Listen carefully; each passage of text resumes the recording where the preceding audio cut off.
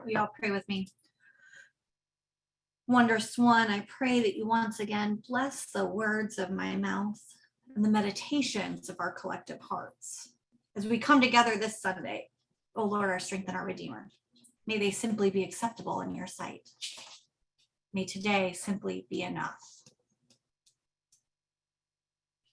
I wonder what the worst kind of rejection is. Adopted children say it's the love or missing love of their birth family, birth mother typically. Queer siblings say it's the love of families as they come out as their true and authentic selves. Children of addicts know the rejection of love withheld because of the diseases or ramifications of the disease of addiction. Did Jesus feel rejection?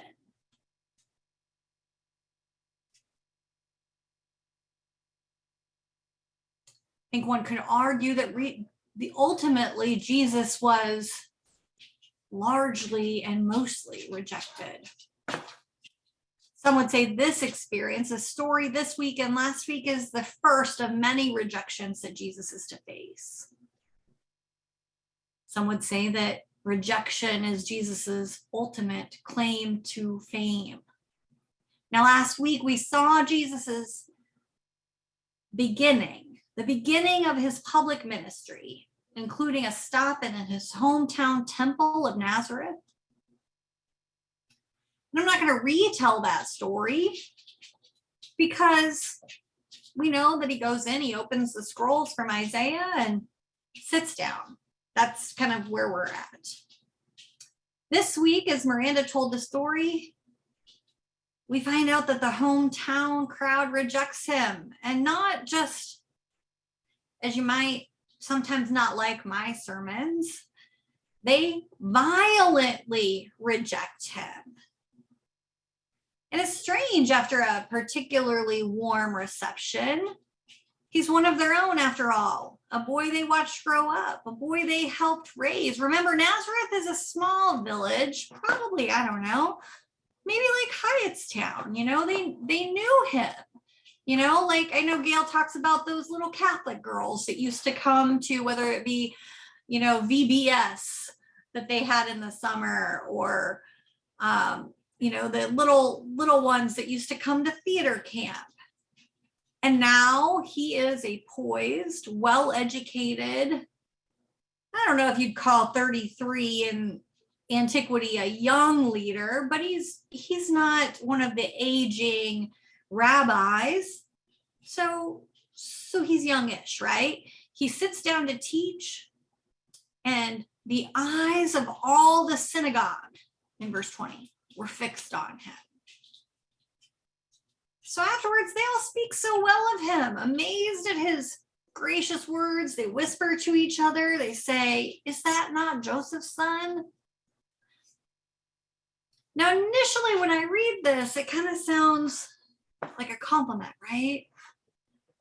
But as we read the story and we find out what they ultimately do to him, where they follow and ultimately chase him, there's some other possibilities for ways and eyes and lenses to read these words. That's interesting too. When we're reading text, we don't always have the ability to impose tone, inflection, and sarcasm in scripture. And then in a flash, in a moment, right? And I don't know how many of you have thought things were going so well in a conversation and things just change. The last 4 or 5 years, I've had a few of those conversations, right? Things are going so well, and then things changed, right?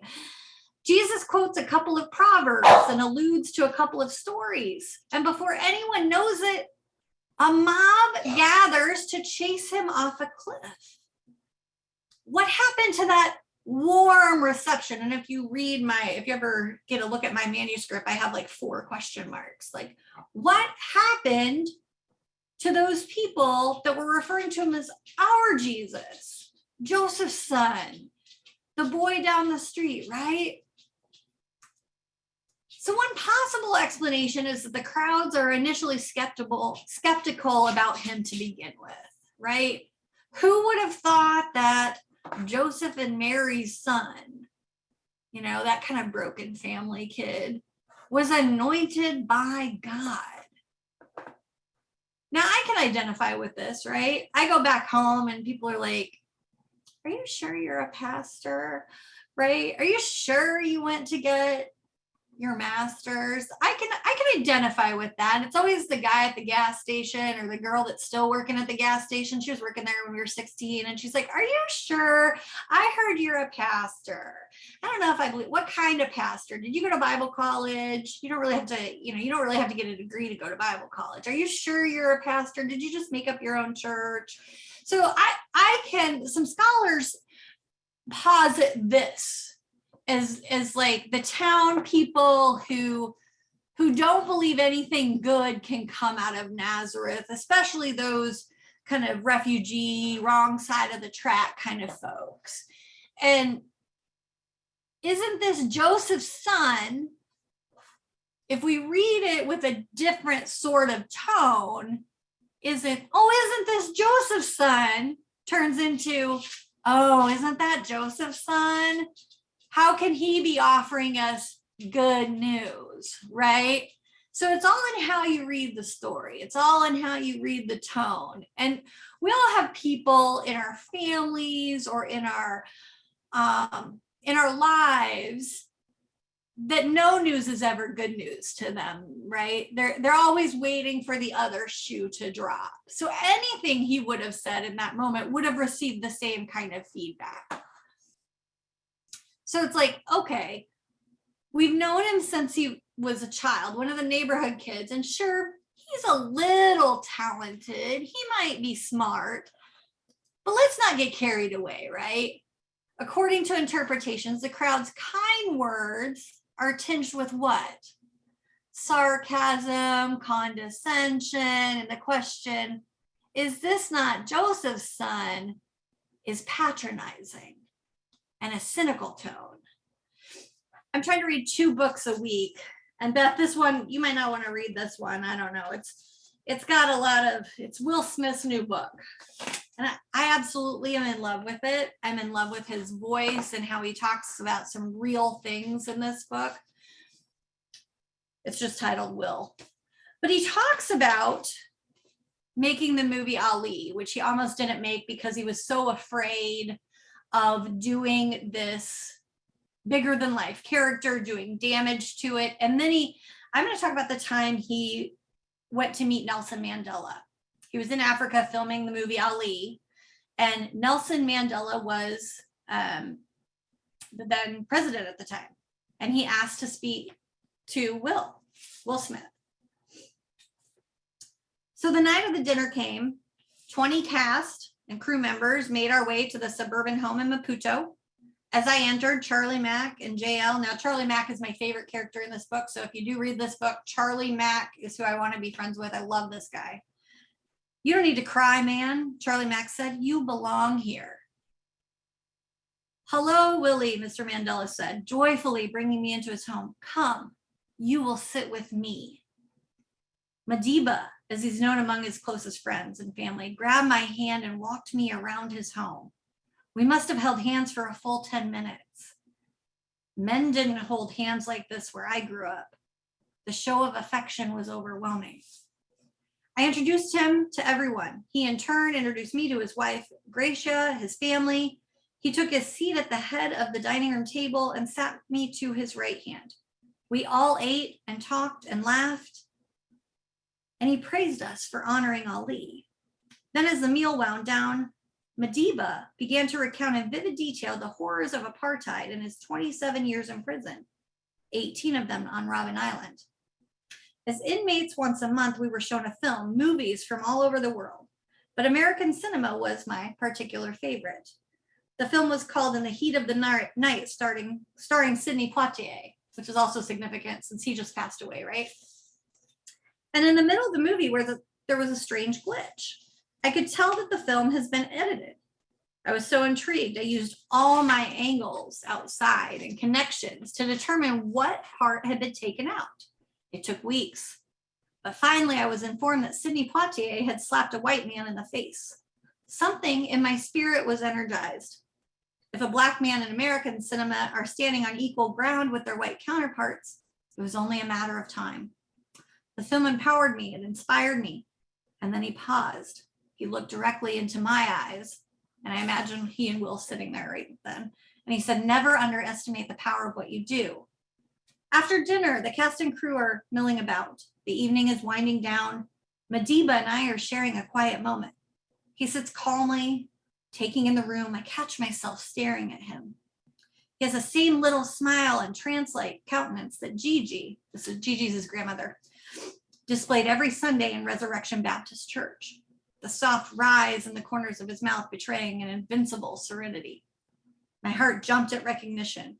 He soon feels my glaze and turns his attention to me. I ask him jokingly, but in all seriousness, what's the look? He peered into me as if trying to discern whether I had accidentally asked a good question or if I had asked in earnest. Was I ready to hear the answer? If you will come and spend time with me, Madiba said, I will show you. Spoiler alert. Will never felt worthy of taking him up on that. Passing in different rooms, maybe at most for 5 minutes at the time. And on the day he heard Mandela's death, he felt this immense pain from not taking that step to spend time and learn at the feet of Nelson Mandela. But back to our story. So sensing the distrust, Jesus brings it out in the open. Remember what Simeon said about revealing inner thoughts. He rebukes them.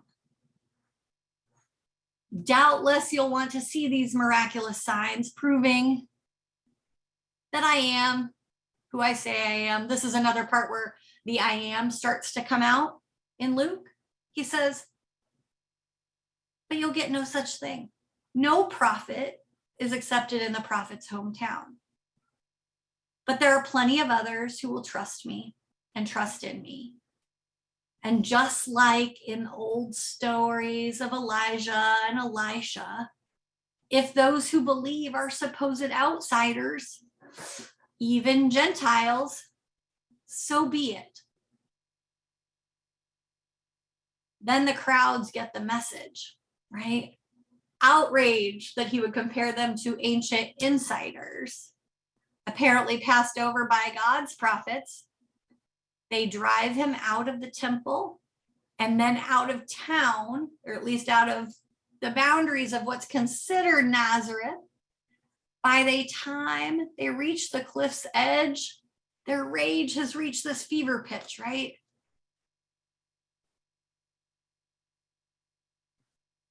So there's another possibility. And it is that the crowds initially believing in Jesus is indeed anointed by God, interpret his visit as an opportunity for gain, right? Our guy is here and he's going to help us. He's going to make us, he's going to cement us as part of the plan. For after all, won't the hero's hometown get special treatment, right? He's our guy. He's from Hyattstown, right? So we're good.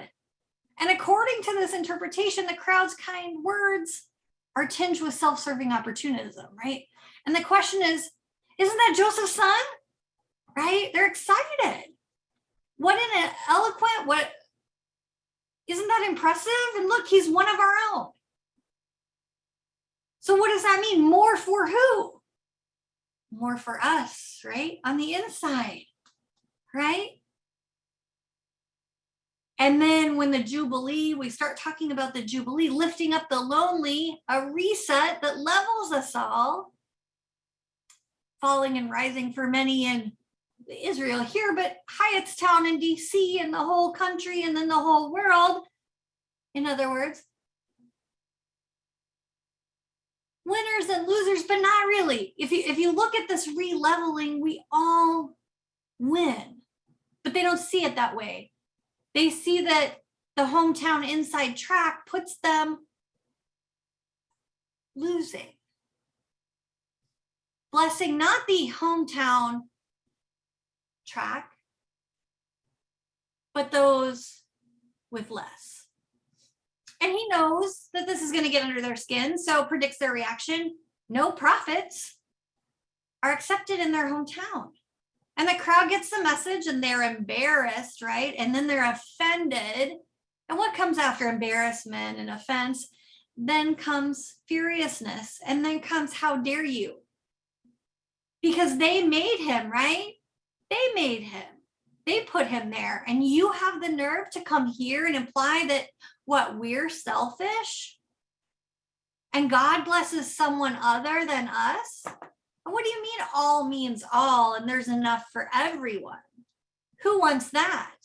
Who wants God to bless the other? Don't we want to take all and have the choice to decide who gets blessed?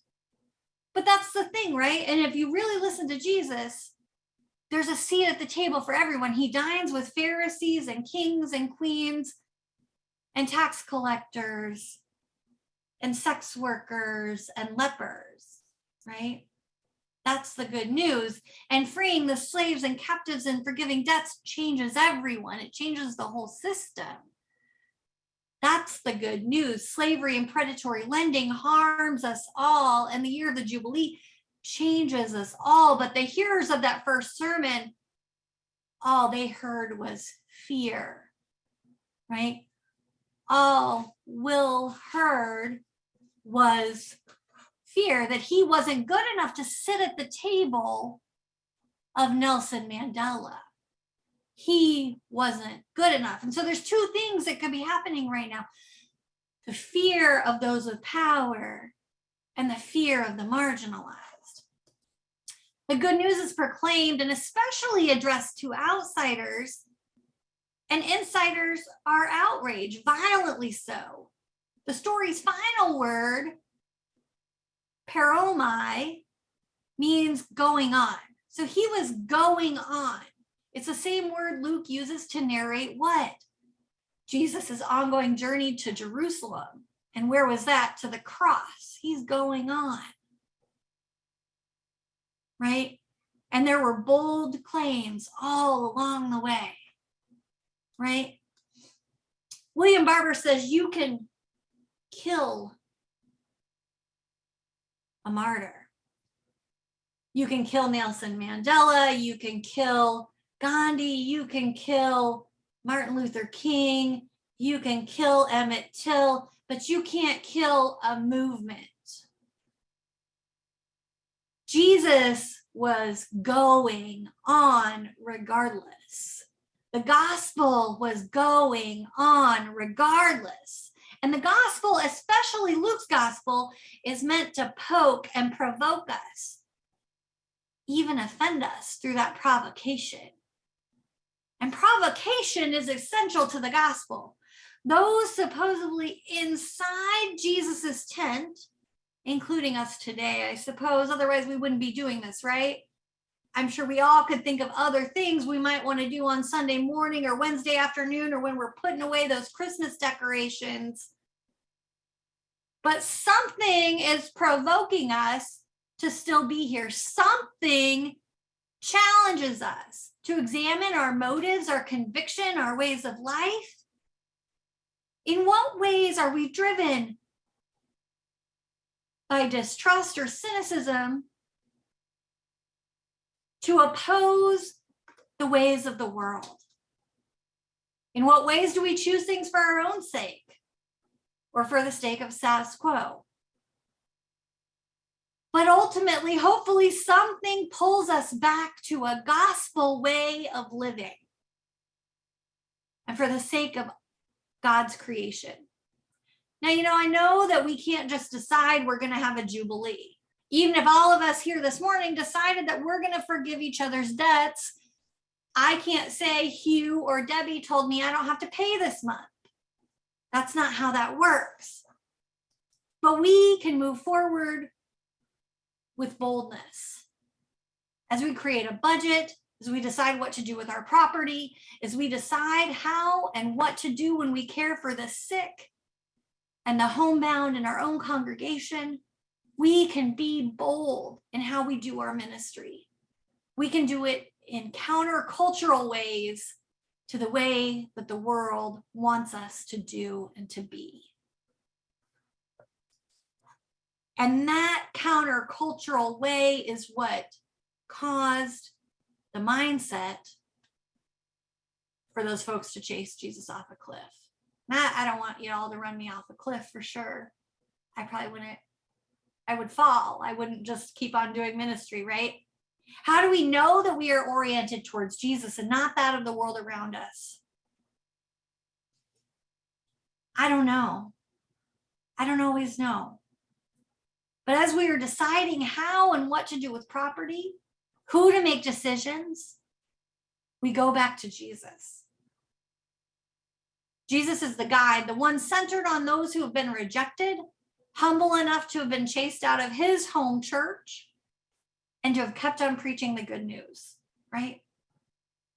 So we keep on reorienting ourselves towards one another, towards love of neighbor, and towards the one who had called us to this place in the first place. Amen.